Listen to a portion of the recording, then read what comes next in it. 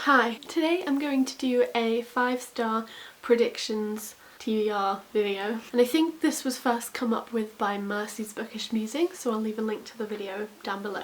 I've wanted to make one of these for ages, but then I kind of never do, and then I do read the books that I've written out as part of this list, and then it's a bit too late to really be like, I thought I was going to give this book 5 stars and I did. So the idea is that I pick out books that I think I'm going to give 5 stars to, and then hopefully when I've read all of these I'll do a wrap up, maybe quite a brief one if I've talked about the books already on this channel, and then I'll set some more in the same video and then it can be a bit more rolling. And yeah, the only male author on this list, and also probably one of the only male authors that I ever really actively choose to read. So that's Maurice by Ian Forster. I've heard really good things about this. This is gay. Forster wrote this in 1913, but then it wasn't published until he died. But I think he died in 1970, and then this was published in 71 or something. My friend Emma loves it, and I really like Forster, so I think I will really like it. And you know, reading about gays is always fun. Then the rest of the books on this TBR list, not on purpose, but it turned out that way, are fantasy books, I think.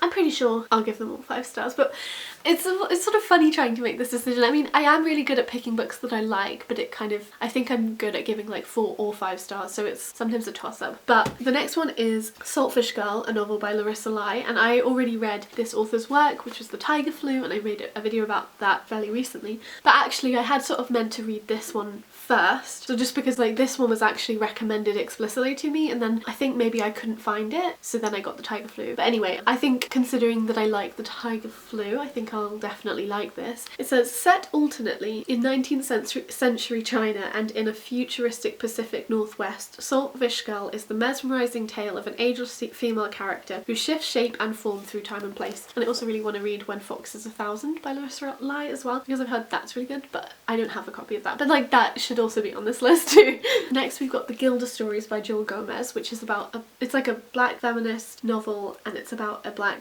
woman vampire, and it sort of travels from 1850s Louisiana, and it's gay, right? Yeah.